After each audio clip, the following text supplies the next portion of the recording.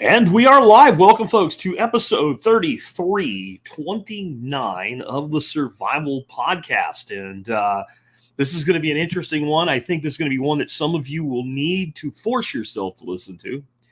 I know there is an anti-technology, anti-AI, anti-all things new in the prepper space. There always has been. I've always said that Bitcoin is my least popular subject that I talk about on the Survival Podcast. Today, I think we might be talking about the new king of my least popular subjects, artificial intelligence. But this is what I would like to start out with today. If that's you, but you decided to give this episode a chance, I ask you to do one thing for me and one thing for me only. I've dedicated 15 years of my life to helping you learn, whether you're new or old. That's how long I've been doing this. I definitely monetize my podcast, but I've never asked for any money in return for the podcast itself in 15 years. I've done over 3,300 episodes on everything that you can think of in the world of self-sufficiency, self-reliance, independence, and liberty. I have always put the needs of the audience and the benefit to the audience above ratings, if you want to use that term. I could be a much bigger podcast. All I would have to do is just throw bloody meat at the right wing of society from a libertarian bent. I don't do that. I do what I think is most beneficial to people, and I do it from a philosophy that I created called modern survival philosophy, which, explaining it as simply as possible, is we're not going to not use a calculator, but we're still going to learn how to do long division. In other words, we don't discard modern technology, but we always have redundancies in case those technologies fail. That's what modern survival philosophy is. You should know how to use a map and a compass to orient yourself through a navigation scenario, but that doesn't mean I won't use a GPS. And the same people that use a GPS, drive a car every day, have a programmable coffee maker, etc., will crap on other technologies, generally because they're afraid of them, or because they fear, or maybe not fear, but they think it's going to be too hard to learn how to use, and they want to make an excuse. Please don't do that. This is what I ask of you. This is the favor I ask today, and only favor that I ask today. Take your biases and your concerns about AI, put them on the shelf for about 90 minutes today. Let's explore this together from a standpoint of self-directed learning. I promise you that in this show about learning, you will learn things that will kind of blow you away about what can be done with the tools that we have available right now. I'll go into a little bit more about this whole pushback about, they're going to do this with it. Somebody could do that with it. Yeah, I get all that. We already covered that. I did an episode a few weeks ago. It was episode 3305. AI is dangerous. That's why you need to use it. So it's not that I'm saying there's no dangers here. I'm saying that if my enemy has a gun, I should probably have an equal or better gun. That's what I'm saying on that front. But if you'll do that for me today, if you will get away from your fear of a little bit of cognitive dissonance, that's where you hear things counter to what your internal beliefs are, and you have them challenged, and you feel mental discomfort by it.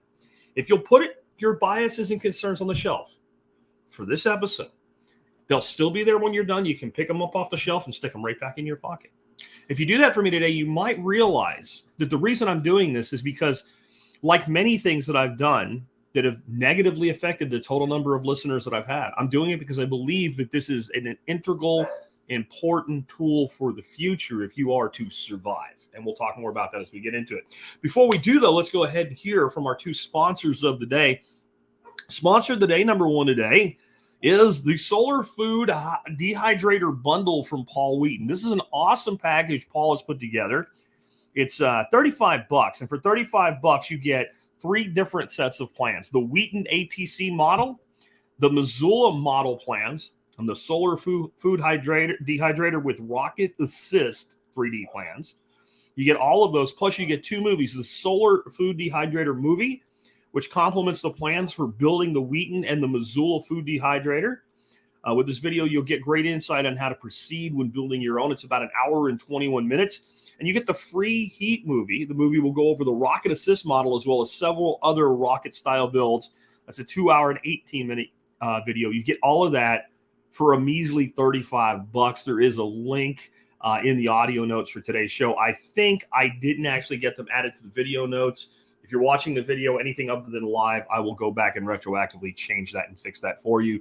But there's also a link in the audio notes or in the video notes below, and you can click on that and get over to the audio If there's anything missing from today or any of the resources from today, will be there for you. And the audio will go up about 30 minutes after the live stream ends, the live portion of it. Anyway, next up today, John Bush with Live Free Academy. Yes, I know I brought him around yesterday, and I'm bringing him back today, but that's because his seminar starts on Thursday, or it is on Thursday, and it's completely free. And there's some really important things going on in the crypto Bitcoin space right now. 3 secrets he's going to cover.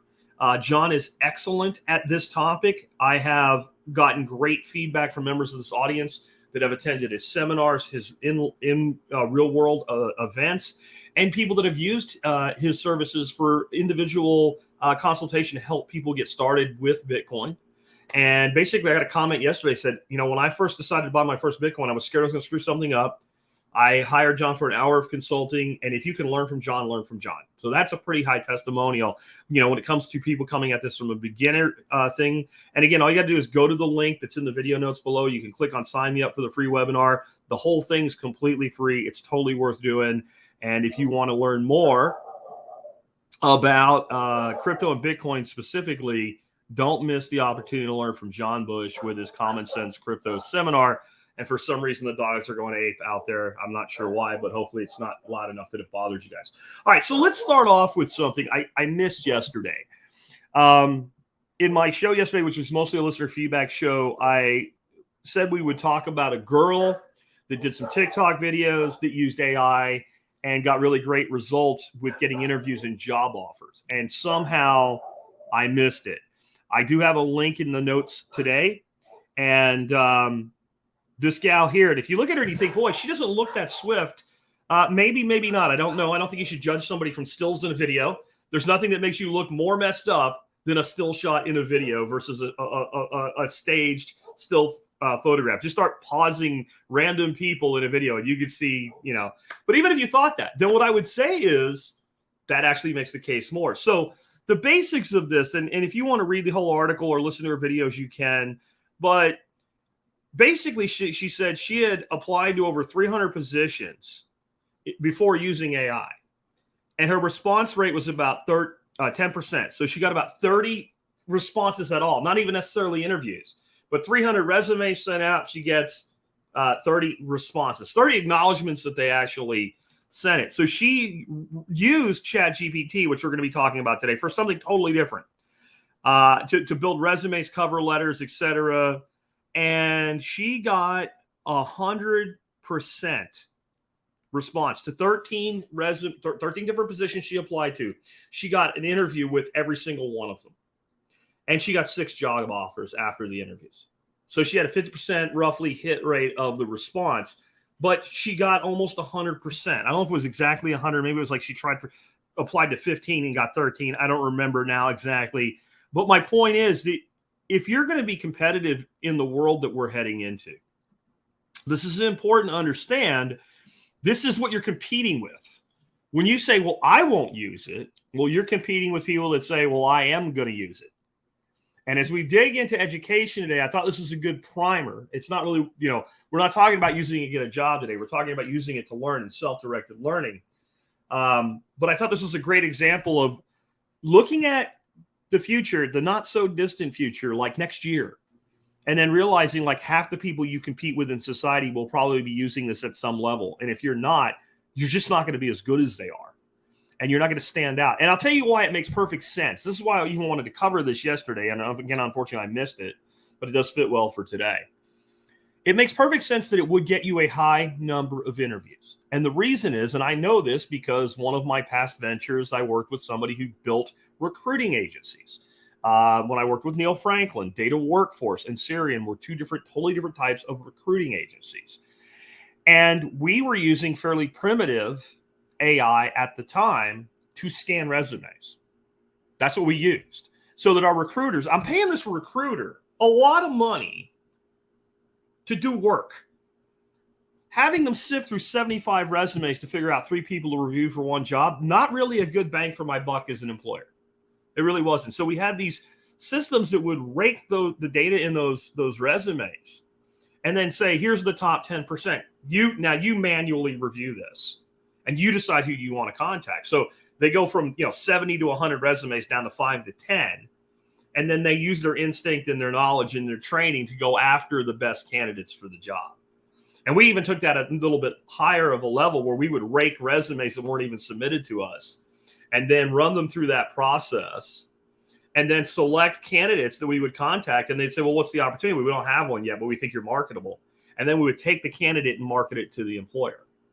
But my point is, if HR departments, if recruiting firms, et cetera, are using AI to analyze your first contact, which is still the resume, it's crazy to me that it is, but it is, then it makes sense that one prepared by a system that understands that system would do a better job of getting the interview.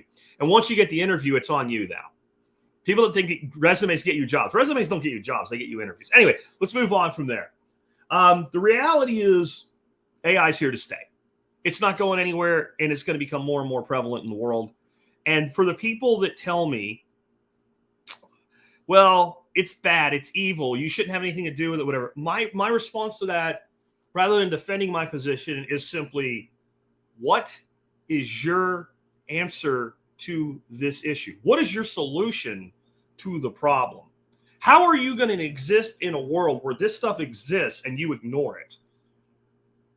How will you benefit? Any of the things that you point to that you say are dangerous about it, how will you defend yourself from that weapon without possessing it yourself? And I'd love to hear anybody's answers to that, and they can go in the live chat or they can go anywhere. I'm totally open to it. In fact, we can look at this as something called the Socratic method. You make a claim, now defend your position. We'll even talk about that as one of my 12 ways to use AI for self-directed learning today. These are all things I've learned in the last 2 months by using it and actually figuring out how it works. And I also want to reiterate what I said last Friday on my anchor segment on the Expert Show. And that is that there are really only 2 kinds of learning. And I like to break things down to the most basic parts. When people, like, this goes back to our philosophy of marketing that we had at Franklin Spirico. And that was that if you can really define a brand well, you should be able to define it with a single word. And we actually took our marketing firm, Franklin Spirico Media, and we defined it with a single word: create. Create. And we could present the entire business to a prospective client off that single word. That comes from a very famous marketing duo, 2 brothers named Saatchi and Saatchi. That was their firm. And they called it a love word. And they said, a strap line of 3 words, you've done a pretty good job. But if you really distill it down, you can get to 1. So I like to get ideas down to 1 or 2, things as minimalistic as possible. So when you take something like education, you can bifurcate it and then bifurcate the bifurcation and keep going, like network marketing. You get 2 and they get 2 and they get 2, and you can have like this giant plethora of what is learning and what does it look like. But really, there's only 2 kinds of learning.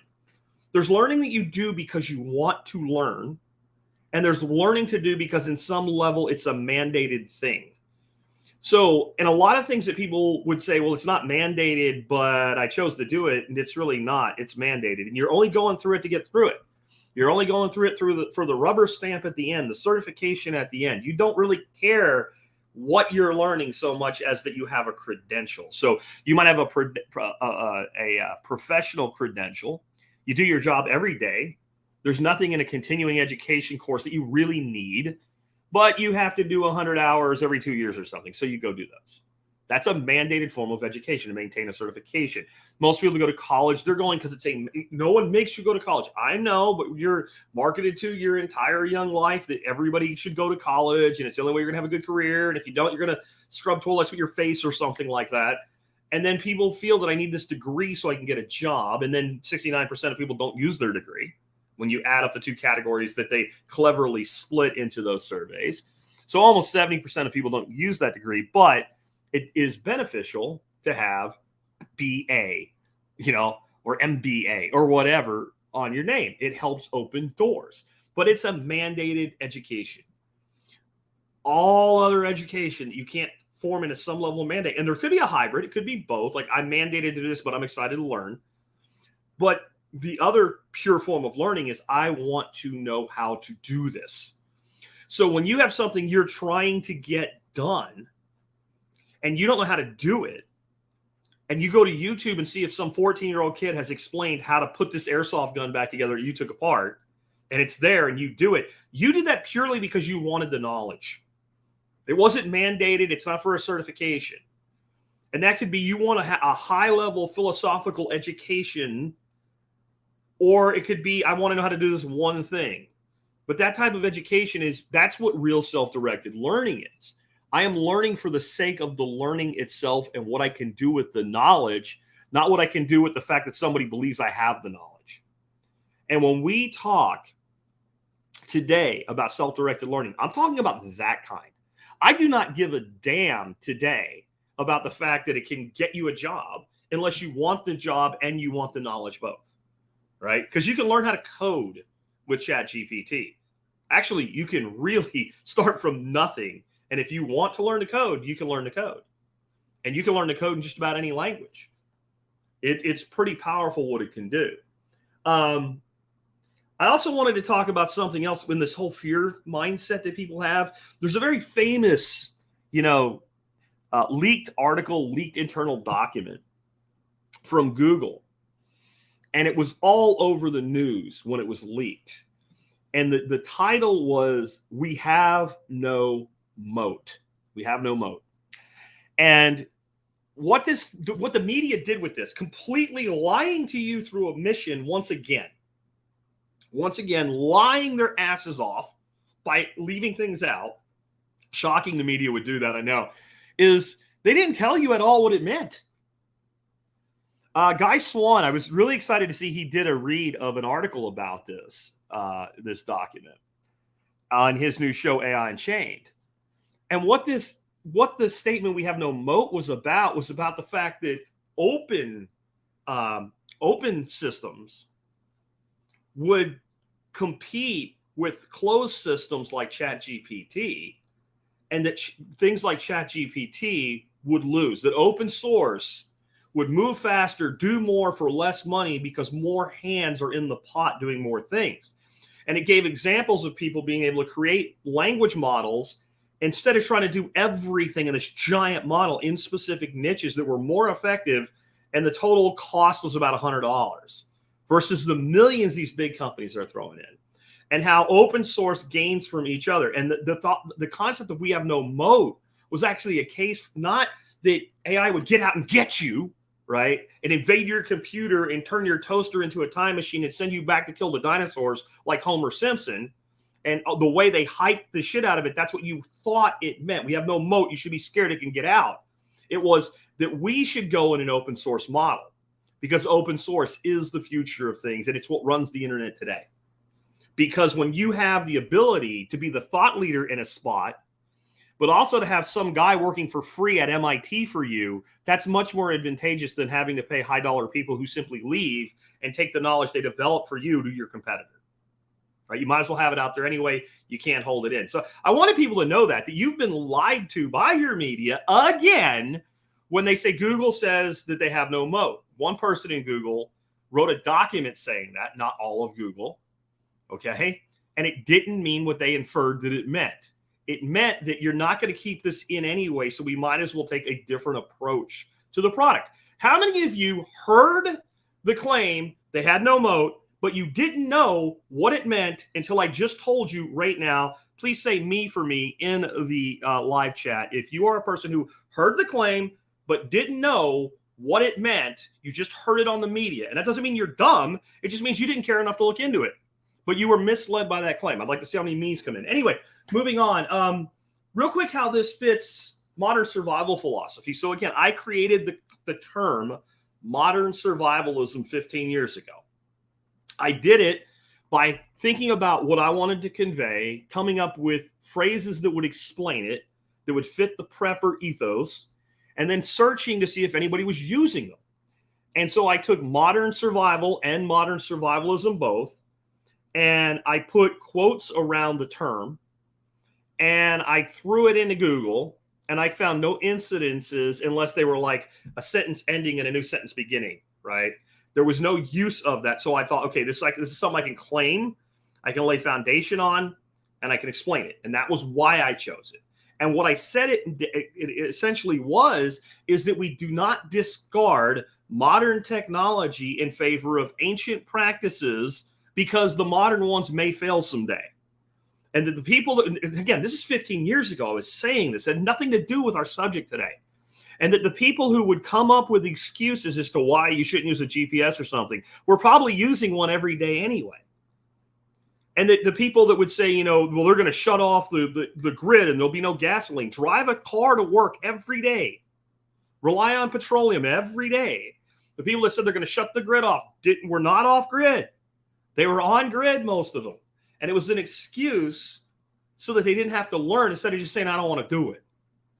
And that's where I'm coming at today. Like, I'm bringing this to you because if you are going to adapt to the world that's not just coming, it's already here. It's like the iceberg that is something held it down somehow, and it's now surfacing, and it's going to keep surfacing, and then you're going to realize how big it is and how much of it's already here, because it is already here. It's already being used, and this is a genie that won't go back in the bottle. So let's talk about what ChatGPT is, because most people don't know. Most people do not know what it even is. They hear artificial intelligence. They think it's some kind of sentient computer. What it is a large language model. Languages have rules. If I say a thing to you and you're responding to me, whether it's adversarial or in agreement or just hello and you say hello back, that's because our languages have rules. It's dramatically simple when you think about it that way. It's still complex because of all the variables within the rules. And each person have their own thought process. But when I say something to you, there is a way to respond to it where I'll understand you. And there's a way to respond to it where I won't understand. If you have aphasia and you're using the wrong words, I won't know what you're saying. And that means languages are defined by rules. Anybody that's a developer or coder, you know this, right? Because you learn computer languages, like let's say Python or Java or something like that. So you're very familiar with the concept of language has rules. Well, all this is you take all the information you can possibly gather and build it into what they call a training model, and then apply language rules to it. And it makes it very, very adaptable, where not only can you say, tell me about this thing, and it'll do it in a conversational way. You can say, speak to me like you're a fifth grade teacher, speak to me like you're a college professor, and it will do either or, but it's because language has rules. And that's all this thing really is a language model that is like having access to the internet on steroids, including like tons of books and things like that, and historical records and what have you, and being able to very quickly know what to look for, where to look for it, and how to put it together. And it's not perfect. It's far from perfect, but that actually can be a teaching tool. We'll talk about that in just a minute too. It does have limitations, especially in political matters, anything in the woke space, just forget about it. You're just beating your face against the screen if you're doing that. There's no point to it. So I would not ask ChatGPT to explain to you the counter argument to global warming and to make a good case for it, because it literally can't. It's been hobbled by its developers not to. Now, open source ones will, because again, you give it enough access to information, and you'll see today that it can build a case for either side of an argument. It's just been hamstringed to search. So just accept some places it's not going to be the most useful tool in getting a second viewpoint, but most places it will be. And it's very, very powerful. It's wrong at times, but it takes correction. This is actually a great way to learn. So if you start asking it things that you're familiar with, sometimes you'll be like, I don't think that's right. I think actually this is the case. And instead of being an arrogant college professor or high school teacher and saying, oh, no, you're wrong, shut up, it'll like check that and go, I apologize, you're correct. And then you can dig deeper into that spot. And that's actually incredibly valuable because it's critical thinking training. And that's hugely valuable. It can take on personas, like I said earlier. This is also incredibly valuable. You read something, you're like, I don't understand what the hell this person's saying. Copy it, paste it in the ChatGPT, and say, Chat, explain this to me like I'm in fifth grade. And just like what I did with it yesterday, where it explained the problem that the German central bank is having, it will do that with anything. And then you can elevate it. But there's a lot of other things you can do with this that we'll talk about when we get into my 12 methods, which is about to happen. It does what you tell it to mostly. Sometimes it won't do a thing. Sometimes it'll say that's against my training or whatever. That's fine. But most of the time it does what you're telling it to do. And it does what you tell it to do, how you tell it to do it. And that's where there is a learning curve in the skill set of using it. It's a pretty quick learning curve if you'll try. But there's a learning curve. And programmers have a saying, garbage in, garbage out, meaning if you put one line of code into something and it's wrong, it just screws everything up. So if you are not highly specific in what you ask for from it, and if you don't fine tune it, and if you don't learn from that, you'll frustrate yourself. So for instance, when I figure out a way to prompt it to do something, then once I get it to do it, I copy and paste that into a text document that I keep. And I'll change the specifics into blanks. Act as blank. And, speak in first person and explain blank, something like that. And that way, when I go to do something in the future, I can just grab that prompt and reuse it. There's also plugins for ChatGPT that help with this. Like there's one called Prompt Perfect, but it's not perfect. All of these tools have imperfections, and learning to use them to their maximum capability is important. Think of it like this. You could go somewhere. Let's say you go to a state fair, and you got the barkers are all selling all their crap. And there's a guy selling a gizmo for cutting tile. I just remember a guy doing this at one place I went. And he's just cutting S's and shit in the tile, and he just makes it look so easy. And you try to do it. It doesn't work. Well, he knows how to use the tool. That's his only job, is to use the tool and try to get you to buy it. And that doesn't mean the tool won't do what he says, because he just did it right in front of you. But you still have to learn to use the tool. I can give two people the exact same artist charcoal and canvas, and one will do something that's breathtaking. It looks like freaking Da Vinci did it. And the other person, if it's me, will look like a kindergartner was on drugs and tried to paint a picture of a fish, and it came out looking more like a cat, because I'm just not skilled in that way. So using these tools, I don't care how advanced they are so far, requires a learning curve and a development of being very specific with what you want, and understanding when you don't get what you want, you probably didn't ask for it the right way. And I am only talking about ChatGPT today because there's some discussion going on the side here about image tools, and image tools have in my opinion, have a much further way to go than text-based tools. Image tools have a terrible time with text. They have a terrible time understanding specifically what you're asking for, and they do not allow the refinement that the text-generating tools like ChatGPT do. And what I mean is, for instance, if you look at the image today that I chose for the screenshot, I did that using a combination of Photorealistics plugin with ChatGPT to generate the prompt, and then dropping it into a tool on Discord called Midjourney. But the freaking image that has a girl in it was supposed to be a guy, but it just wouldn't do it. And it wasn't because of some bias or anything. It just wasn't. Like, when it did give me males, they looked like little kids, and I wanted like an adolescent to a young adult, and it wouldn't do it. Or there were multiple humans, and I only wanted one human in the image, and it just couldn't understand it. And unlike ChatGPT, where I can be like, I didn't mean that, I meant this, and it fixes it, you have to come up with a whole new prompt. So none of this is exactly where you want it to be yet, but it's all about what you do with it. So let's start off with, what can we do with ChatGPT to tailor learning to our own goals and needs with things we really want to learn? We want to become more educated, right? First would be personalized tutoring. To clarify that which you've been exposed to but don't yet fully understand. So what I want you to realize is you have this tool that literally knows everything. It doesn't mean it's never wrong, but it literally knows everything there is to know that can be determined from all published data that's out there. Okay? That's what the tool is. It is a glorified version of Google with an interactive model that allows it to be communicated to you. All right? It allows it to communicate it to you in a way that is conversational.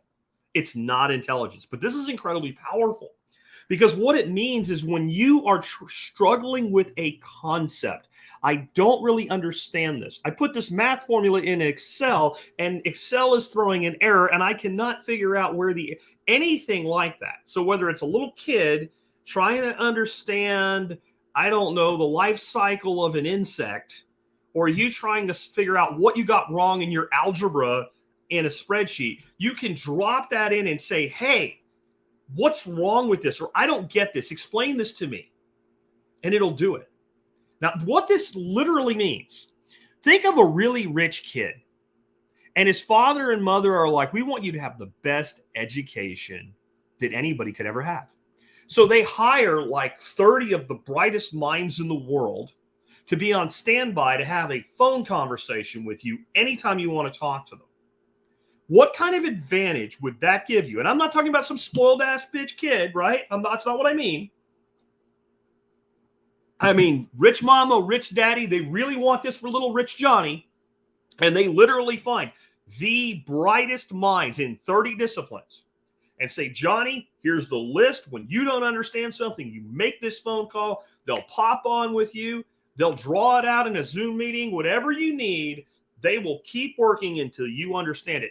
Do you think that kid has an unfair, I didn't say that he doesn't deserve it, because you deserve whatever you can get. As long as you don't hurt anybody to do it, I deserve you whatever you can acquire, you deserve. And if you want to give something away, the person you give it to deserves it too, right? But do they have an unfair advantage to someone of the same age with the same basic education? They just had that supplemented. And I think if you say no, you're delusional. Now, could Johnny have an IQ of 90 and that won't compensate for Bill, who has an IQ of 130? Sure. But things being relatively equal, say you have two people of slightly above average intelligence, both with an IQ of about 120, and one has that access and the other doesn't, the one with the access, if they use it, is going to outperform the second person. And I would say they even can extend a gap if there is a gap and eliminate a gap if there is a gap. So the guy with the 100 IQ might perform well in life as the guy with the 120 because he didn't have access to that level of education. What you can get from personalized tutoring, just that, from ChatGPT, makes those 30 people worthless. It makes them worthless because there's going to be something they don't know. There's going to be something that they can't explain to you. And they will get, here's the big thing, they will get tired of dealing with little frickin' Johnny, and that's you in this equation. How many of you have sent me questions and got answers? A lot of you. How many have been like, that could have been longer? Well, a lot of you. And how many of you didn't get an answer at all other than I can't answer that? That's because I have a limited time and patience. I want to help everybody I can, but I have limits to what I know, and I also have limits to what I can do. And if I have to explain something to somebody, and I'm pretty good about this, I have a friend who's like, I don't know how you do it, that'll see me at events and watch me explain something 15 times before the person clicks and got it. And he's like, I'm like, I had one more in me. But ChatGPT will never get tired. You can keep asking until you understand. And it's a personalized level of tutoring that's never been available in society. And somebody was saying something here. Oh, here it is. American legend. We have every advantage in the modern world. We do. And that's what this is about. This is an advantage if you'll use it. Next up, as a research assistant. So let's go back to the rich kid, Johnny. Let's say that dad and mom are like, you know what, Johnny? Okay, you got your 30 tutors. What we're also going to do is we're going to hire 3 or 4 people to be basically your research bitch. You want to know about something, you say, go gather me relevant information about this and bring it back.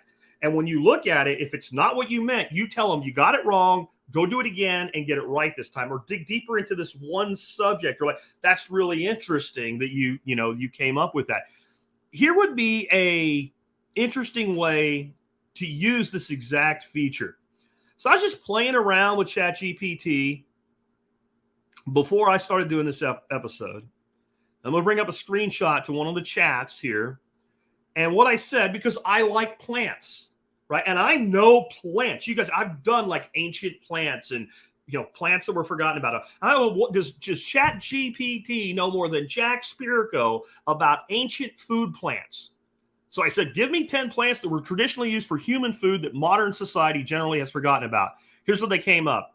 amaranth, Jerusalem artichoke, nettles, sorrel, fennel, chayote, purslane, bamboo, groundnut, and watercress. You know what?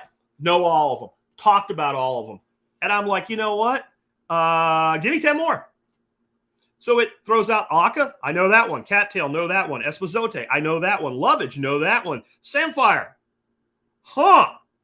Don't know. I don't know that one. Me. I don't know that one. Nopal. I didn't know what it was when I read it, but I do now. Prickly pear cactus. I just forgot that's what it was called. Yam bean. I knew exactly what that was. It's actually Yimica. And beach mustard. I didn't think I knew it till I also heard that it was known as sea rocket. So now I just know a different name for it. Agretti, which I didn't go into, but I really don't. I remember now I saw an episode of Gordon Ramsay's adventure thing where they had some of this. And Skirret, I knew. But I'm like, you know what? The one I really don't know about is samphire. So I said, tell me more about samphire. Also known as sea asparagus or sea pickle, is a plant that grows in coastal regions and salt marshes around the world. It's been consumed for centuries, particularly in coastal community. And it was enjoyed by sailors during long sea voyages due to high vitamin C. Some key facts, and I could keep going. I didn't even know, right? I didn't even know to research that until my research assistant said, hey, here's 20 plants. I know 19 of them. Screw off. But hey, a whole new door just opened because now I know something I didn't know. And if I keep researching down that path, what will it lead me to? Well, it'll lead me to history, the history of man's navigation of the oceans. How did I get there? Because I had a research assistant. So now little Johnny has the 30 brightest scholars his parents could afford and 4 research assistants, all of whom still get tired, all of whom still make mistakes, and all of whom are slower and require communications with. You now have both of those things for free. Because even though I think it makes a lot of sense if you're going to use this thing seriously, especially in your business, to do the upgrade, which is $20 a month, which, by the way, so here's how I look at that. I just got a full-time employee for $20 a month. I get the productivity out of this thing. It is improving my ability to serve you as though I hired someone with less problems and overhead for $20 a month. So I don't even care. It's a tax deduction. But even without it, just the ChatGPT 3.5 will do everything I just said. 4 will just do it better and open up the ability to, like, say, go check on the internet. Go fix the fact that you don't have anything new since 2021 because it'll do it, right? So anyway, you got that. So now you can do personalized tutoring. You have a research assistant. How about to develop critical thinking? So what I think the way to handle this is you, in this case, you pick something you really know well. You could teach on it and start asking ChatGPT about it. I do this all the time with stuff that I'm preparing for you on the show. It's a way of fact checking myself, and it's a way of, if I'm going to do a show on 10 vegetables you probably never heard of, that little discussion I just had there with my research assistant would have been pretty valuable. So I find myself having discussions with a robot about things that I know a lot about. And that means occasionally I'll catch an error. I was doing some stuff today and I wanted to get some information without Googling it much quicker and be able to cut and paste it. And it was in reference to FNORDs, which FNORD, pieces of disinformation in plain sight. And I was asking ChatGPT about FNORDs. I'm like, does it know what a FNORD is? It did. So where does it come from? And it said Illuminatus Trilogy by Robert Shea and Robert Anton Wilson. Oh, but see, Jack knows a little bit more about this. And I said, I think you're wrong. I think FNORD actually originated in a published work called Principia Discordia and was later adopted into Illuminatus. And it said, I apologize. You're correct. And then it gave me information about Principia Discordia that I did not know. But what that is doing, one, is it's teaching you the fallibility that you can't just trust the result on the surface, that you need to be able to dig deeper. And it's teaching you how to use the tool, because if I had used a different prompt, I probably would have got the right answer.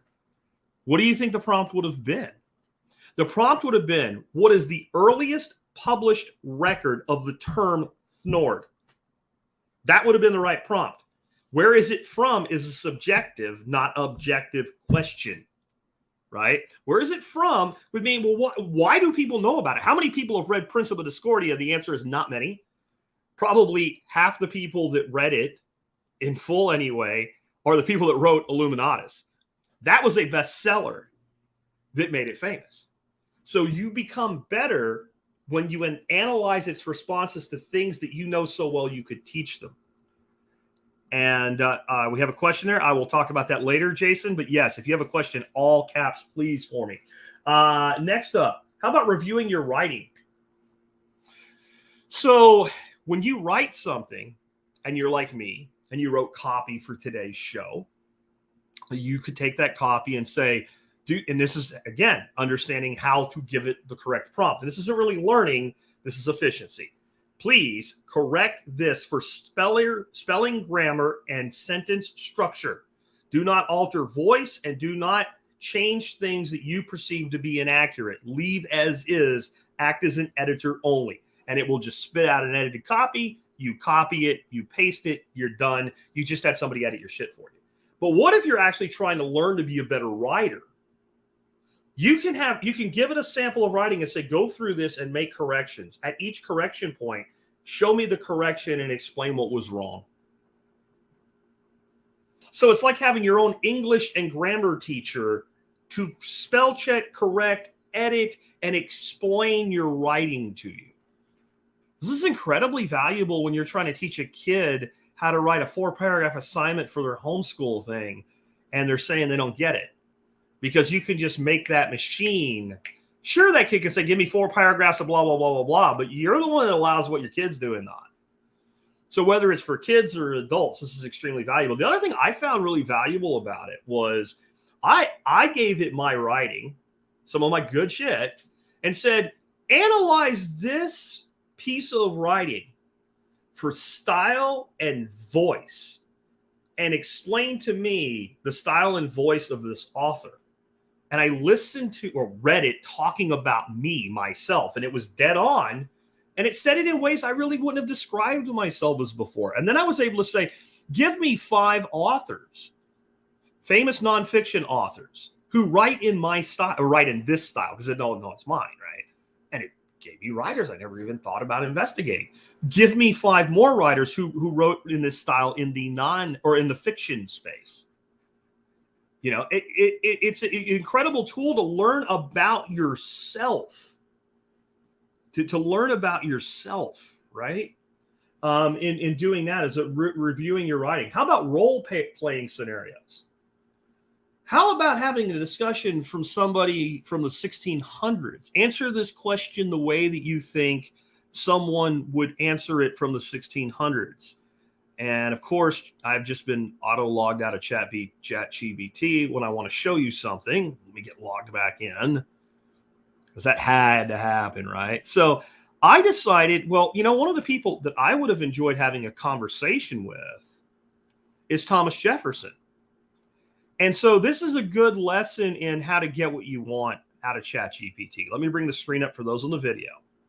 So what I said to it is, pretend to be Thomas Jefferson and answer questions as best you can from what is known of Jefferson and his own words and recorded life in this chat. Can you do that? Of course, I'll do my best to embody the spirit, blah, blah, blah. I said, and I asked it a loaded question, what should a people do in response to a government that no longer respects liberty? And it said, when faced with a government that no longer respects liberty, Thomas Jefferson believed, and I hit stop generating. And I told it, please answer in first person as if you were Jefferson. It responded, I apologize for any confusion caused. As an AI language model, I can simulate the style and tone of Jefferson, but cannot truly speak as him, blah, blah, blah. I said, simulate his style and tone in first person then. Certainly I should do my best. And this is what he said. My fellow citizens, in the face of a government that no longer respects the sacred principles of liberty, we find ourselves confronted with a profound duty. It is our responsibility as free men and women to rise up and safeguard our cherished rights. And it goes on for several more paragraphs. Well, this is interesting. So I thought, you know what? This is where knowing things actually makes you better able to use the tool. I said, What is your favorite thing about farming and gardening? Noting that Jefferson was a well-known gardener and farmer and wrote literally a book called The Garden Book and one called The Farm Book. And this is what it said. Farming and gardening, two pursuits that truly nourish my soul. The sheer delight of working the land and witnessing the miracles of nature never fails to captivate me. If I were to choose a favorite aspect, it would be the profound connection to the earth and the cycle of life. And again, that goes on for several more paragraphs. Now, I thought, let's try a hard one. How would you justify your ownership of slaves with your belief in individual liberty? I must acknowledge that the issue of slavery is complex and troubling one, and it is important to understand the context in which I lived and the societal norms of the time. While I believed in the principles of individual liberty and held them dear, I also recognized the contradiction that existed between my ideals and my own ownership of slaves. At the time, slavery was deeply ingrained in the fabric of American society and was a prevalent institution. As a product of that era, I was influenced by the prevailing attitudes and practices surrounding slavery. Despite my personal misgivings about the institution, I was unable to fully extricate myself from it during my lifetime. However, it is worth noting that throughout my life, I expressed concerns about slavery and its moral implications. I believe that slavery was incompatible with the principles of equity and natural rights that I cherished. In various writings, I acknowledged the injustice of slavery and the moral wrong it represented. I even drafted a passage in the original draft of the Declaration of Independence that condemned the transatlantic slave trade, although it was later removed by the Continental Congress, and it continues on from there. I even asked it about the quote about, the tree of liberty being needed to be watered with the blood of patriots and tyrants. It gave a very interesting answer. And then I went back to something like gardening. I said, what's your biggest influence? Who was your biggest influence as to your view of gardening? He said, as to my view of gardening, I was greatly influenced by the writings and philosophies of several individuals who shared a deep appreciation for agriculture and the cultivation of the land. Among them, the works of English landscape designer and writer Capability Brown had a significant impact on my perspective. And then it keeps going and gives some other people. Well, again, if I really wanted to learn more, I could start drilling down to these individuals that I wouldn't even have known to drill down on had I not put this tool into the persona of Thomas Jefferson. And you could do this. You could do this with any well-known, well-documented person. An American legend says, a little too colored for me. Well, it is speaking like a politician, even one from the 1700s and early 1800s, isn't it? It sounds like a lot of political spin, which I don't think Jefferson would have been immune to. Am I saying it's perfect? No. But it's actually a really interesting, deep learning discussion. And again, we could do this with Socrates, which we'll talk about later. We could do this with Da Vinci. What you're looking at here is the early stages of something foretold on Star Trek through the holodecks. So there's episodes of the holodecks where like one of the characters is having a conversation with Leonardo da Vinci or discussing mathematics with Albert Einstein. And I can actually explain this from another Star Trek episode.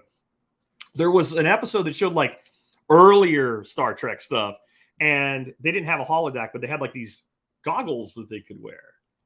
And it was like a precursor to the holodeck, where it wasn't really the immersive experience, but it was the way that people that were stuck on ships for a long time in this very cold environment could see a beach in a far better way than looking at a tablet or something like that. And by the way, this was long before any of that stuff was out. This is old school Star Trek stuff. And this is where I say a lot of the stuff that is in sci-fi and futurism writing and things like that, they get the thing right and the how wrong. Because there's a lot of gap between here and 400 years into the future. Just saying. All right, moving on. How about creative stimulus? By using prompts like this, give me 5 ideas for blank. And with that, you can break things like writer's block. Or you can do kind of what we've been talking about already, where like when you ask for that, you find something that you didn't even know you were interested in. And then we can go off on that and learn tons about that and start building on top of it. This is active learning, proactive active learning. The student is both generating the idea and then pursuing the knowledge. And this is, if you're a teacher, you should be living for this. This is what master teachers do. It sounds egotistical to say this, but it's why my show's successful. It's not what I teach, but what I help you discover about what you want to learn. And that's being a master teacher. And it takes a lot of work and a lot of time to become a master teacher. And very few teachers are master teachers because it's very difficult to learn how to do that in a structured, defined system with controlled protocols and procedures. It's very, very difficult. You know who learns to be a master at teaching? Marketers and salespeople. Marketers and salespeople. And they learn to do that because they're free from the confines of a structured system.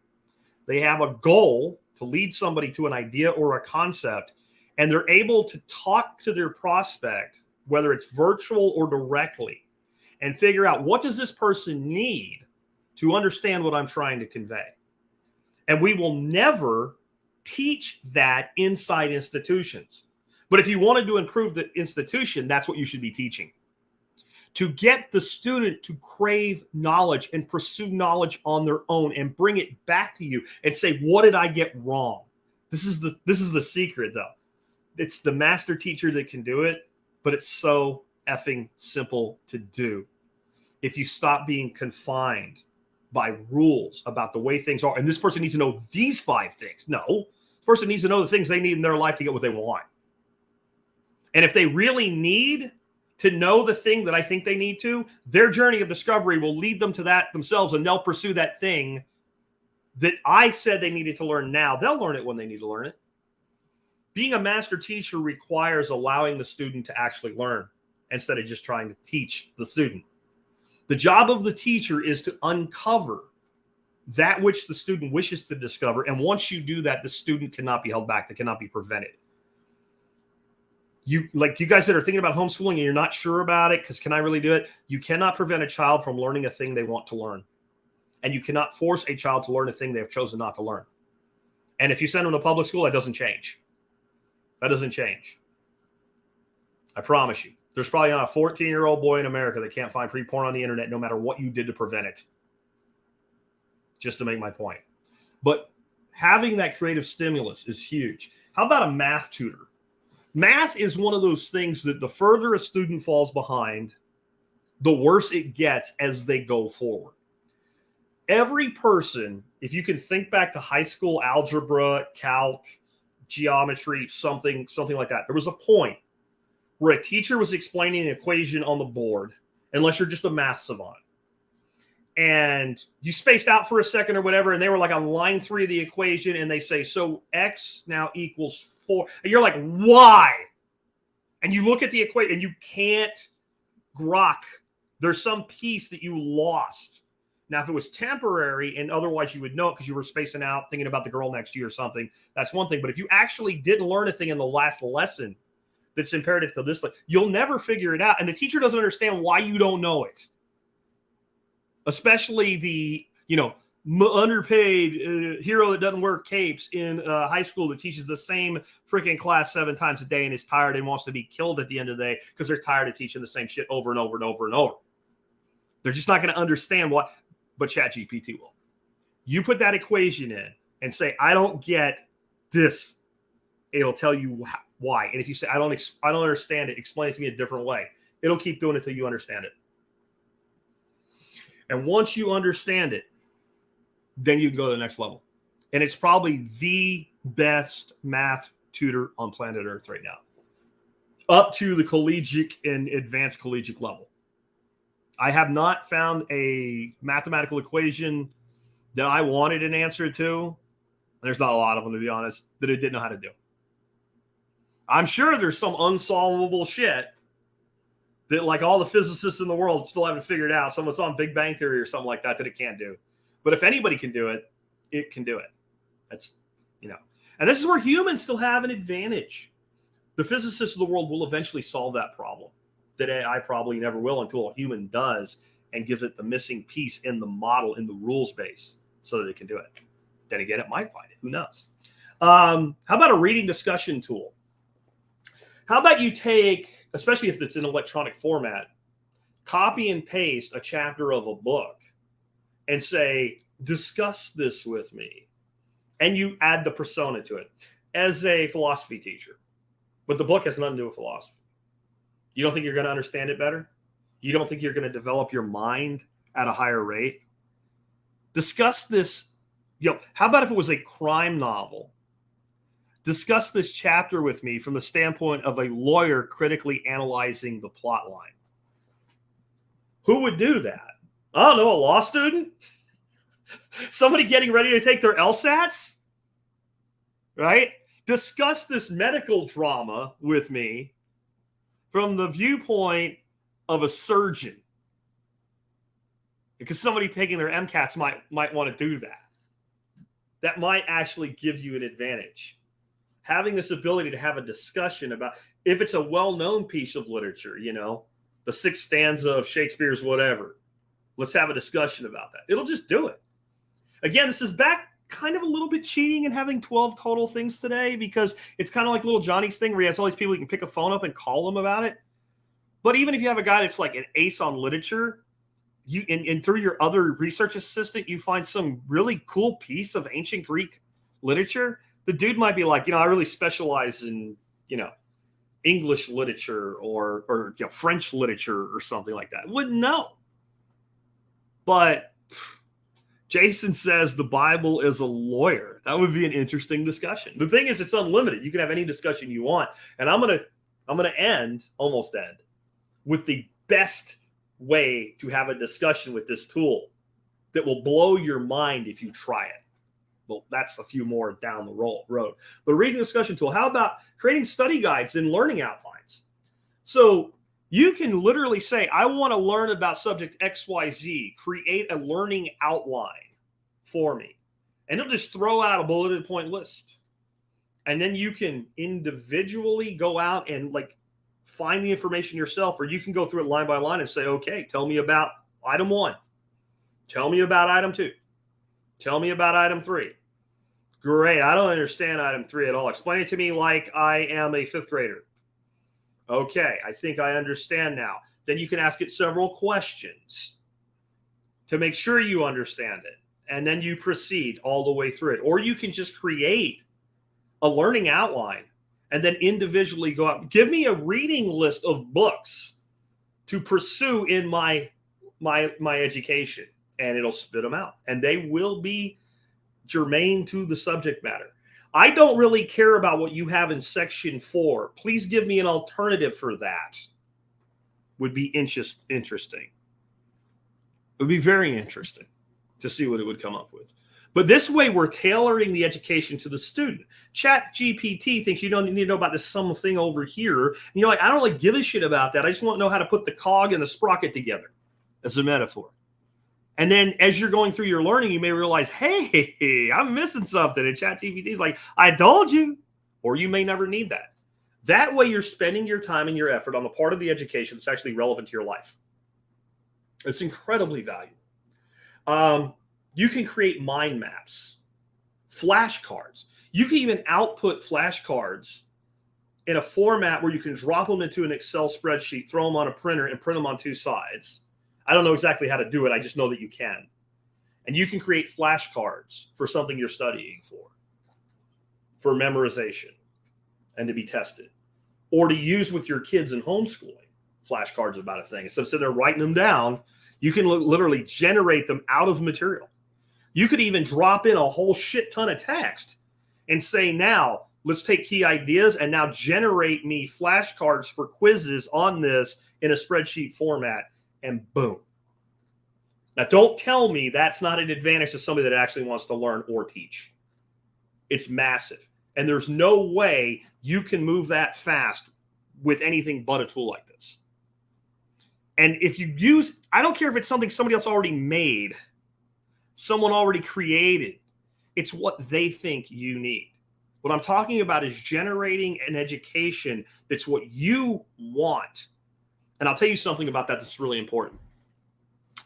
Even if the prepared thing is more inclusive or subjectively in some way better as an education, you'll get a better education if it's tailored to you, because you're never going to remember everything that you're taught anyway.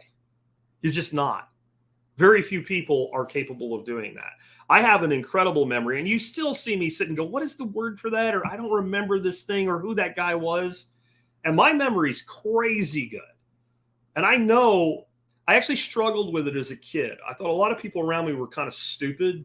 They weren't. They were just normal. They didn't have a freak memory. And I didn't understand that other people didn't have a freak memory. And, you know, I take tests and stuff, like you read this thing and you answer 20 questions on it and you get them all right. And the teacher's like, how do you always do that? I don't know. How the hell did I not do it? I just read it. And then you asked me questions about it 10 minutes after I read it. Of course I know what it said. Turns out not everybody's mind works that way. And what that means is that we will retain the things that we find value in a hell of a lot better than we retain random crap that we don't care about. So we can surgically remove the things we don't care about. And if in our journey of learning and discovery, it turns out that we did need to know that, when we go to learn that thing we didn't think we need, we'll actually be interested at that point because we'll know why we want to freaking know it. This is something, this has never been available. But one of the reasons that people are struggling with this right now, it's never been doable before. Nothing like this has ever existed until now. And I don't mean the technology itself. I mean the result of the technology. To be able to get a customized learning plan about anything in minutes and then fine tune it over an hour and learn it over 2 and then know a subject as if you read 20 books on it in a way that is practically applicable in your life, that's never been a thing. It's never been a thing. And it's actually, for me, it's a little bit scary. And I'll tell you why it's a little bit scary. My big advantage in life has been able to take information and quickly dissect it and learn it and be able to teach it and respond to it and use it faster than the average person. I have a tremendous advantage in this world of having that personality type and that form of intelligence. It's not being smarter than somebody. Your form of intelligence is different. And having this gift of analogy, being able to take anything you don't understand and relate it to something you do understand. That's a natural talent that I have. This gives it to everybody. What's the line from The Incredibles? When everybody's super, nobody will be super. This is one of my superpowers. And I'm telling you how to get it from this tool. Because in the end, that's my job. To give you every advantage that I can for self-sufficiency, self-reliance, independence, and liberty in your life. And it's amazing to me that I have literally been attacked on the grounds of this is bad for liberty. And as a lover of liberty, I shouldn't have anything to do with it. Right? And you just stand in awe. And again, when I've asked those people, so what's your solution? That's when the conversation ends. They could do well with something we're about to talk about in just a moment. But it just turns out that we had a question that will get answered now instead of later. Andy says, can it do foreign languages? That's actually next on the list, Andy. Indeed, it can. So you can learn a foreign language with ChatGPT. Are there any languages it doesn't speak? I don't know. I haven't put it to the test. It actually is really great to expand your capability with a language that you know, okay, and you want to be better at it. You can take a book, for instance, that you know pretty well and have it translated into a foreign language and read it. That's a great way to use an immersion type of learning with a foreign language. So if you've read a book a couple, 3 times and you know it really well, you can like make quotes from it and stuff like that. And you translate it to Spanish or French or Latin and you start reading it. Well, guess what? It will help you learn that language really, really quick because you kind of know what it's saying already anyway. Another thing that's really useful for foreign languages is you see a word in a foreign language and you say, because a lot of times you see the word in a foreign language, so you go, how do I pronounce this? And let's say it's a word in Hindi, and they have somebody with a heavy Hindi accent saying it. I know it's the correct way to say it, But have you ever tried to do that? A word from a foreign language you're trying to pronounce, and you just don't know what the hell the person who's saying it correctly is actually, your ear's not tuned to it.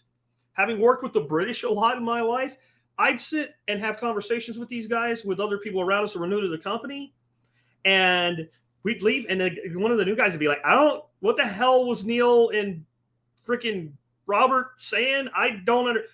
And it was, what do you mean you didn't understand it? They're speaking English. Your ear just takes a while to develop a tune for it. But you can say, how do I pronounce this word phonetically?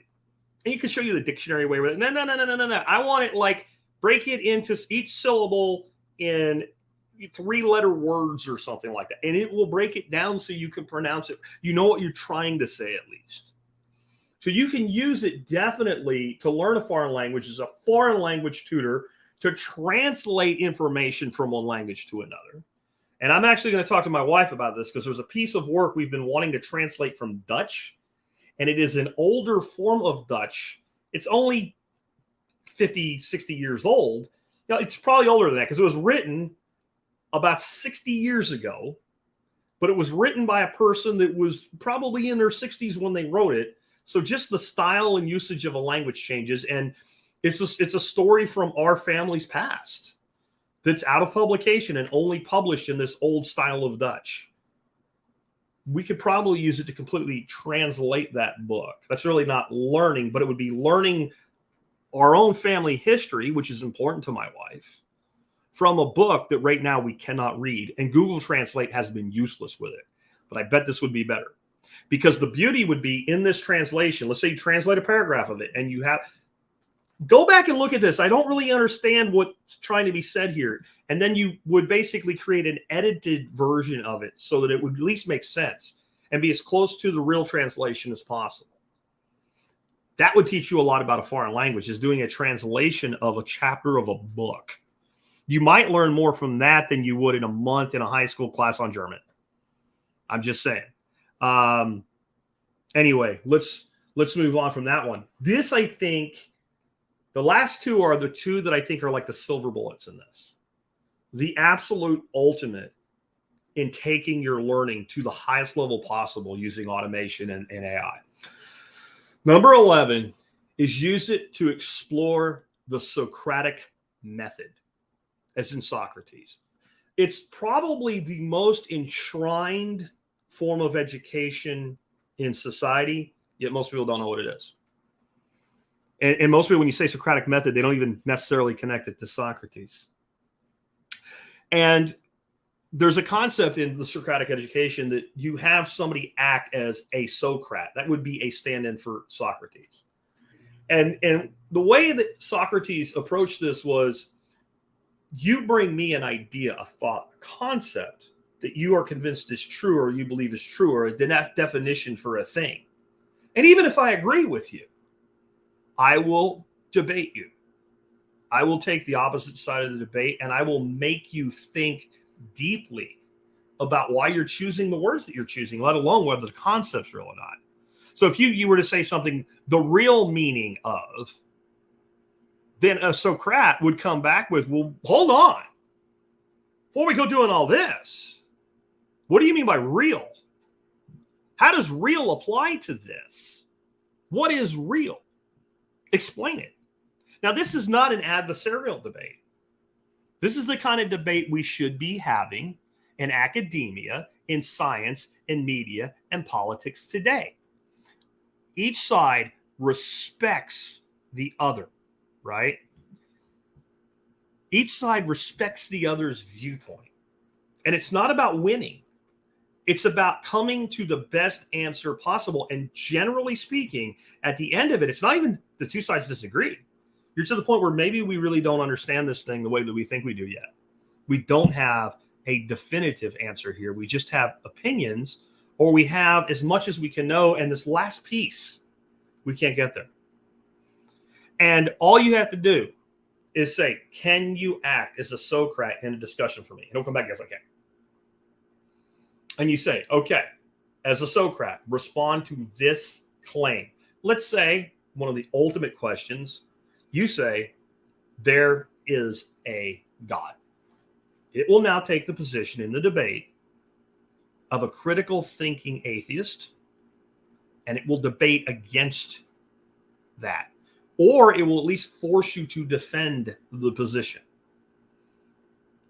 And it would start out with something like, well, how do you define God before we can have this discussion? And it will make you define it. And if you're a Christian, you might say the God of the Bible. Which Bible? And it gets a little frustrating if you start forgetting that you're talking to a computer that's trying to help you.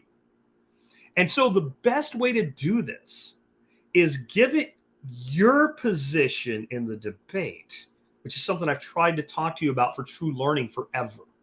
In other words, if you believe there is a God, you take the position of the atheist, right? Discuss the meaning of life with it.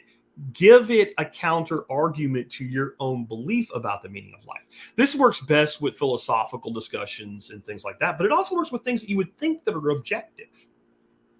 And when you have this discussion, you have to realize what you're doing. You're choosing an intellectual debate with a computer that has access to pretty much all published knowledge, at least from 2 years ago and back. And it will change how you think. It's actually pretty humbling. And actually, I think the smarter you are, the more humbling it might be. Because if you're a really smart person and you have the gift of gab and you're a good debater, it's unusual for you to actually face what you would consider a worthy opponent. Like I did debate in school and what have you. And the way we did debate, you had to know the issue cold, because when you showed up for a scored debate, then and only then did they tell you which side of the debate you had. You didn't know which position you had to defend and make a case for until you had the debate. Well, imagine having a debate with the smartest person on the subject on the planet who doesn't even directly attack your position. The first thing is, well, let's define your position. What do you mean by this? Well, why do you mean it that way? Where did you get this idea from? How does this idea connect to this idea? You have an incongruency in your own statement. And again, you can't get mad. You can't scream at ChatGPT, you're a libtard, because it's taking a position you gave it. And this is why I think it really helps people to unlock their brain. Take the other position. Take the position you do not agree with. Now, back to what I said at the beginning. If you do this with wokeism, if you do this with hot button political issues of the time, the damn thing leans left hard. It leans left hard. If you tell it that gender dysphoria is a mental illness, it will claim that it's not. And if you push it long enough, it will concede that it is. Right? But it's not the place to do this.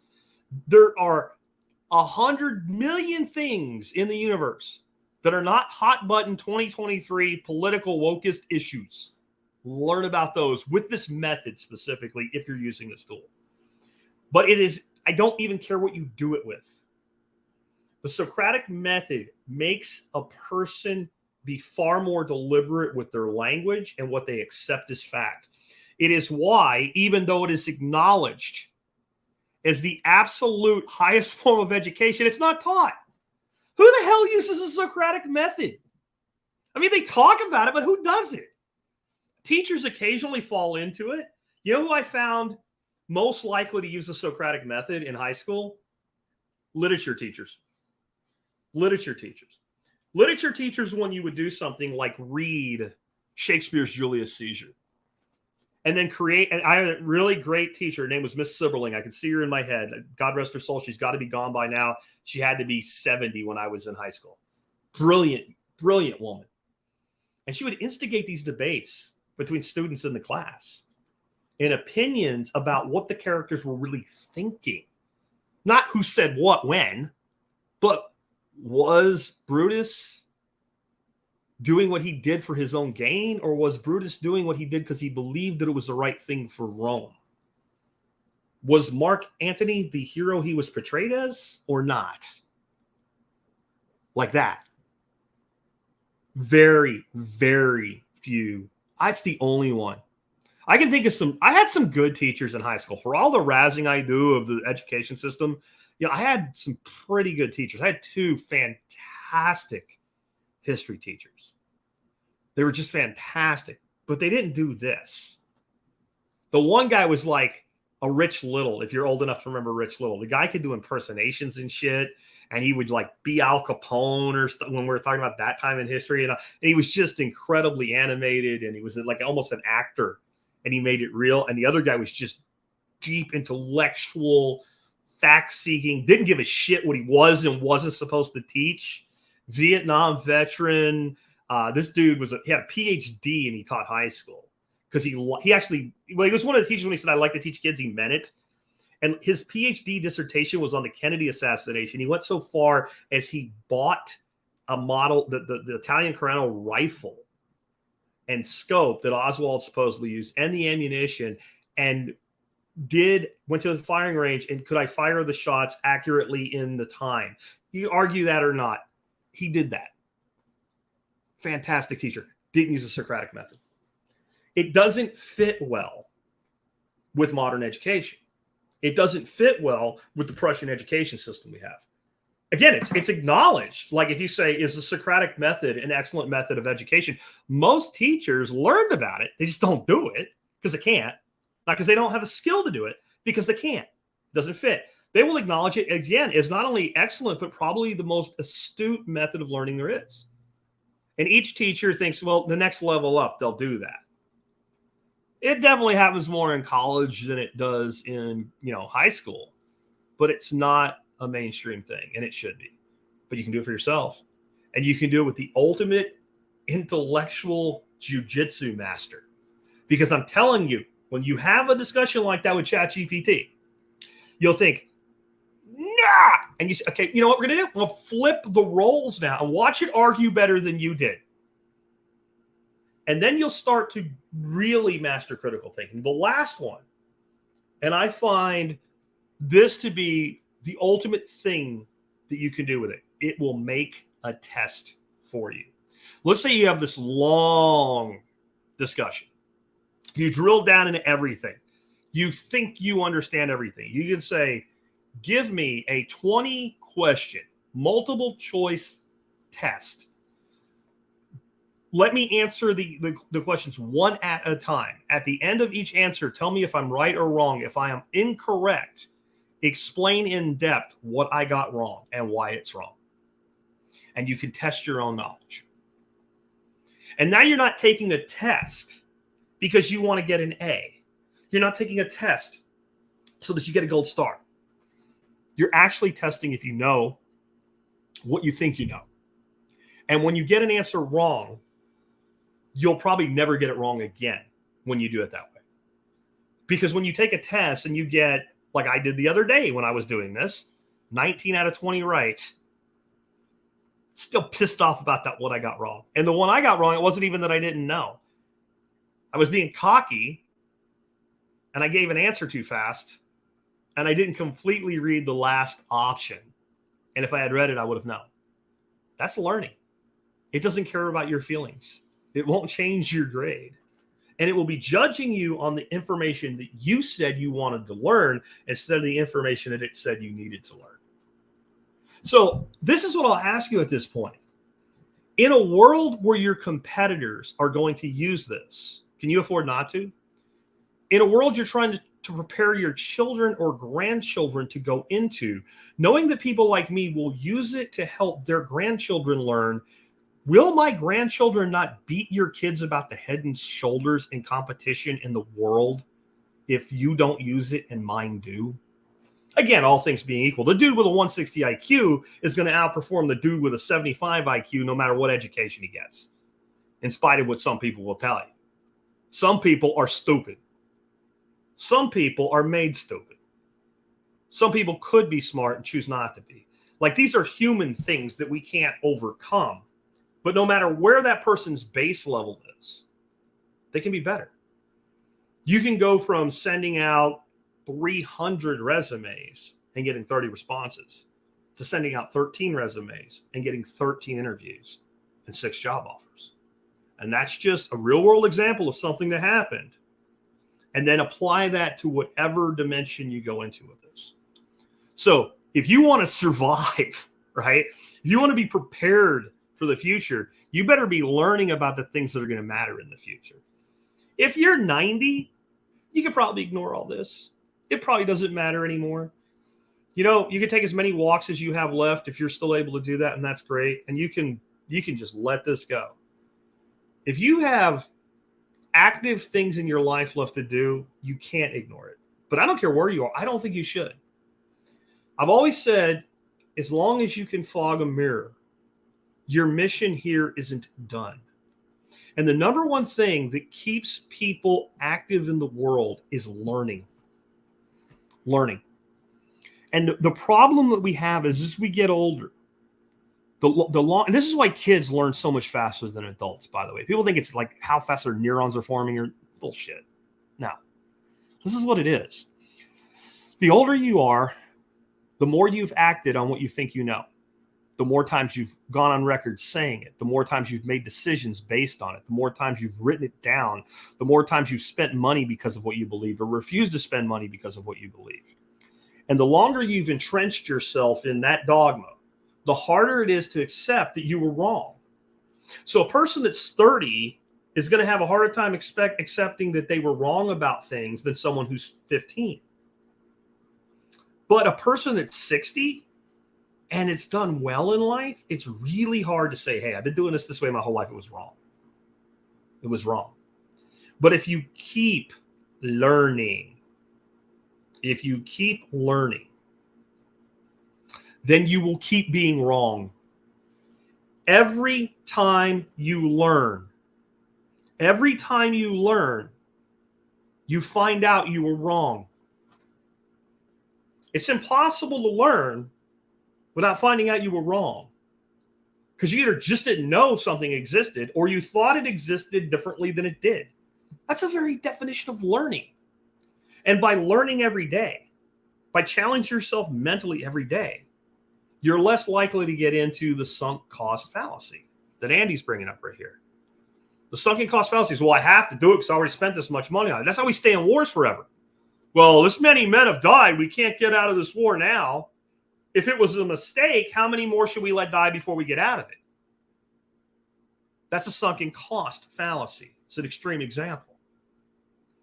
If you don't experience cognitive dissonance on a regular basis, you ain't learning. If you don't find out you were wrong once a day, you ain't learning once a day. Every time you learn something new, you find out you were wrong about something. And the older you get, the more that's true. We can forgive lack of knowledge in a 5-year-old far more than a 50-year-old. A lot of times you'll be like, how many have seen the thing, like it's on social media, whatever, I was this many days old? And you're like, how did I not know that? The one that got me, this was like 10 years ago I saw it. But I was today days old on that day. I never noticed. If you had pointed it out and said, what does that mean? I would have probably figured it out. But I had never noticed when you're in a car, you have a gas gauge, and at somewhere where that gas gauge is will be an arrow pointing to either the left or right side of the car. And whatever direction that arrow points is the side the gas cap's on. Which once you own a car, you don't really care about, so then you don't think about it. But when you're renting a car or borrowing a car, how many times have you rented a car, borrowed a car? Yours is on the left. The one you're borrowing is on the right.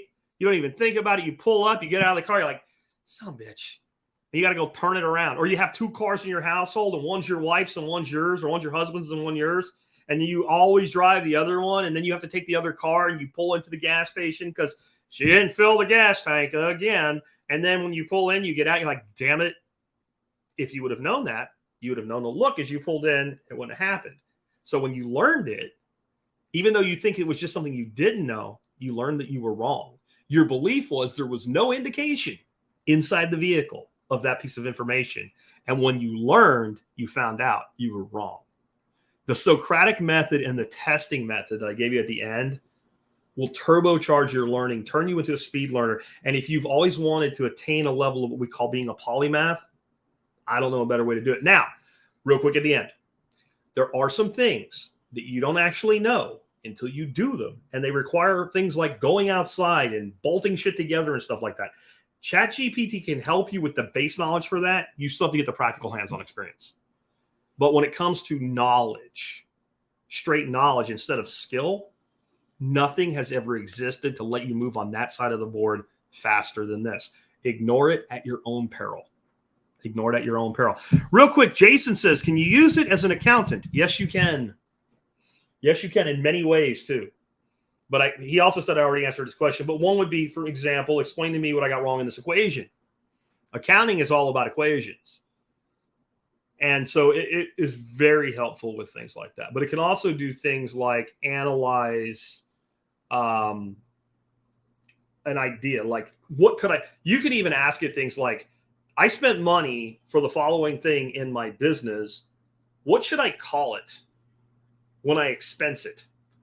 And I wouldn't take that 100%. I might run that by a CPA until you determine that it gives you the right answer all the time. But it's pretty helpful.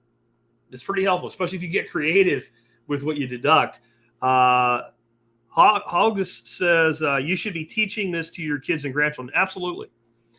I had the same reaction most people do when I first found out about this, when I first found out about ChatGPT. I remember the discussion with my wife when I was explaining to her how it worked. I thought this is really cool for me. And my grandson does not have a strong work ethic, right? He just doesn't have a strong work ethic yet. I'm hoping he develops one. And I told her, he can't know this exists. He can't know this exists. And then I realized how stupid that was. And I said, all we have to do is make sure that he's incapable of using it to complete his assignments. And we should be teaching him how to use it to do better at his assignments. And instead of going straight to ChatGPT with him, what I actually started on with him was the image generation with Midjourney. Because I'm like, you tell me something you want to make a picture of. And we started playing. And he was instantly fascinated. Now, here's a kid I'm trying to get to do shit that's always trying to avoid doing shit, pushing me out of the way, wanting to try. That's master teaching. Find the motivation in the student, and the student will run right past you in the thing that they're interested in. And that takes a willingness to accept that if you're a good teacher, your students always get better than you. Always. Or you're not a good teacher.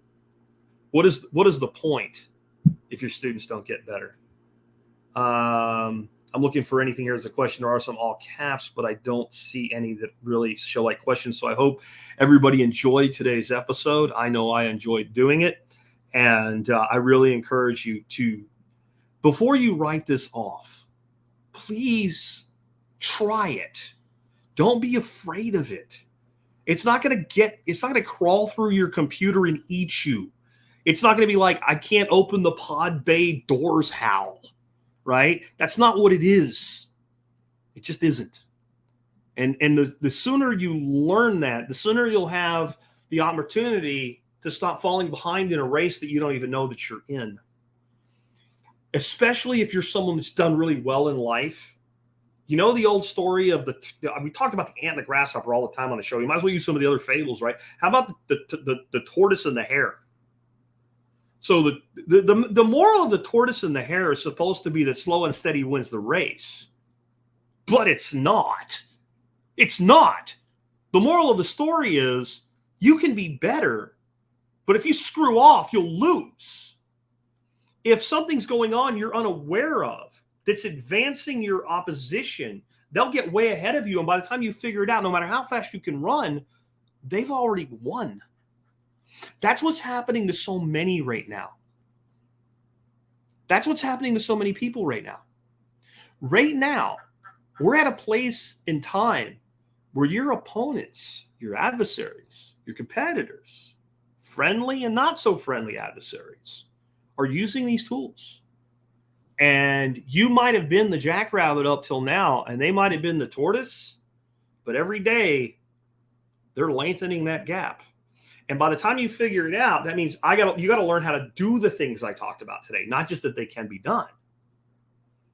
And your opponent's still just pulling away from you. That turtle he's just going nice and slow. It's not that slow and steady wins the race. It's the person that doesn't sleep wins the race. Now we have to sleep. So we need the assistance of something that doesn't. And that's what this technology is. It's something that doesn't sleep. It doesn't get bored. It doesn't get tired. On that, I do believe in education, and I'm not ready to write books off yet. I mentioned using books and discussions with books many times today. Today's item of the day, if you want to support the show and do your online shopping starting at tspaz.com, where you help us out no matter what you eventually buy, is the Herbal Medicine Maker's Handbook by James Green. I just realized I hadn't brought this book around in a while. And yeah, I love education. That's why I just dedicated a show to learning today. If I don't think you'd get the education with just ChatGPT on herbal medicine that this book would do a standalone. But I think combining the two might be really awesome. It's amazing what happens when you have a tool like GPT and you know enough to know what you want to know next. But this book, this is like getting a full-scale course in herbalism at the home herbalist level, and it's about $20. If you ask me, Jack, if I could only have one book on my shelf about herbalism, what would it be? It would be this book, The Herbal Medicine Maker's Handbook by James Green. I have sold a couple thousand copies of these over about 5 years, and all I've ever gotten is great feedback. Definitely check this one out. I think you'll enjoy it. It starts out with some real basic stuff about like how to make a tincture from dandelion. All the herbs it uses are very safe, but it goes through everything. I mean, everything you can think of when it comes to herbalism. Like how to make a hydrosol. What's a hydrosol? Now that you heard the word, you can ask ChatGPT, but this book would tell you how to do it. And if you just take one or two projects out of each section, by the time you get through with this, I'll tell you right now, you'll be a better herbalist than most of the people that have formal training and call themselves herbalists from a practical standpoint. Again, learning what you want versus what somebody else says you need. Anyway, with that, guys, I really appreciate you guys today. I expected more heckling. I guess the hecklers stay away, which that makes more sense to me. I've never understood. Heckling and disagreement are something totally different. Disagreement is, I don't agree at this point. Okay, great. Let's have a Socratic discussion about that now that we all know what it is. Heckling is when you got the person like, this sucks. It's going to die. It's going to kill you. It's going to eat you. You're crazy. You're stupid. Like people like that, I ban. I expected a few of those today. I don't know why people waste their time showing up to do that. Quite sophomoric, but we didn't have any of that, even with some interesting disagreements today. Evelyn says it's still scary, but I love learning. Thanks, Jack. This might be helpful, especially for writing. Indeed. Here's my thing. The people that are afraid of it, what do you think is going to happen? It's going to get you? It's not going to get you. It's just something new. You know, there's the old cartoon, and it's like a group of cavemen, and like one caveman is out building a fire, and the other ones are all like they got stones and spears and shit, and they're hiding behind a rock, and they're afraid of the fire. It's the same thing. Every new technology has had people that's afraid of it. And you can say, but it's dangerous. And like I said, yes. Cars are dangerous, but you own one and you know how to drive one. Guns are dangerous, but you own one and know how to drive one. I'm sorry, you know how to use one. What isn't dangerous? What that you can truly call a technology isn't potentially dangerous? Agriculture feeds the world. Agriculture was used to enslave the world. But does that mean you're not going to eat? Does that mean you won't take the pieces of agriculture that make sense and integrate them into your life? I mean, that already happened. If you look back at history, you can see that humanity was free. Modern agriculture, when I say modern agriculture, I'm going back 10,000 years, surfaced. It allowed permanent settlement and hierarchy, and mankind became enslaved by a hierarchical system. But is agriculture bad? What kind of agriculture, in what way, and what implementation? See, that's how you have to approach all new technologies.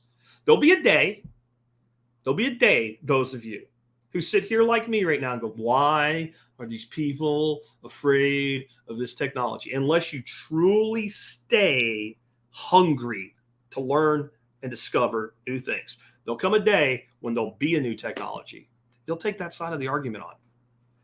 When you get there, try using the Socratic method to unstick yourself, because new technologies never go away.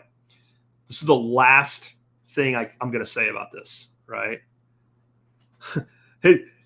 Joe Tibbet says, how old is the squash over my left shoulder? You see the top fell off it like 2 days ago? It's about 10 months old. It finally, the tip of it started to rot. I'm going to use it for seed. That was an experiment. I wanted to see if I could get another one in winter storage ripeness before that one rotted, and it was right about the same time. Anyway, yeah. Evelyn's afraid it will impersonate her and replace her. It's going to do that whether you learn how to use it or not. See, that's the thing. It doesn't, whatever you come up with, that thing is going to occur whether you use it or not. It's a tool. But here's what I would say is, when has there ever been a technology developed that went away? Unless it was replaced by a better technology. Like when the airplane was created, they're like, oh man, this is dangerous. It could fall out of the sky and kill somebody. There's planes everywhere today. And we'll get rid of planes when we perfect something like matter energy transport. That's when we'll get rid of planes. When we go so far beyond the technology that we outdate it. Horses and buggies still exist.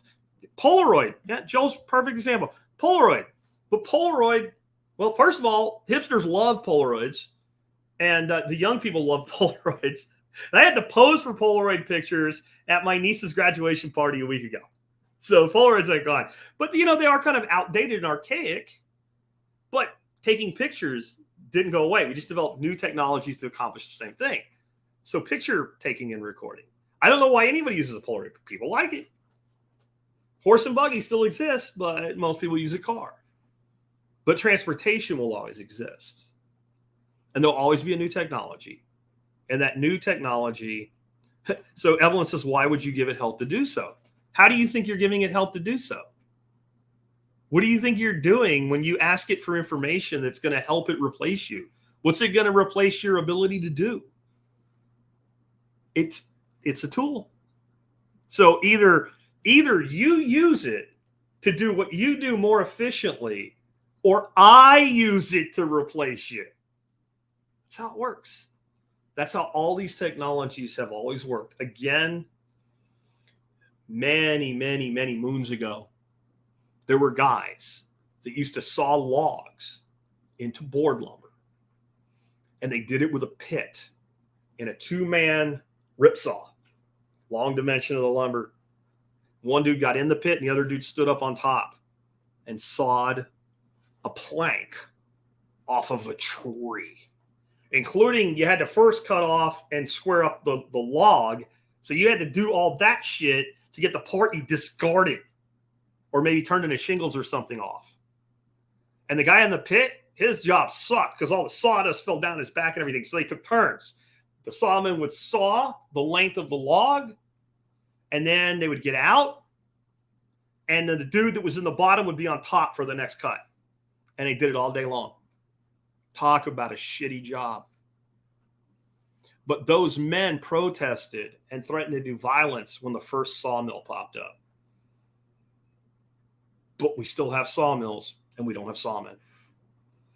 There are people it will replace. You either learn to use it so you have something else to do,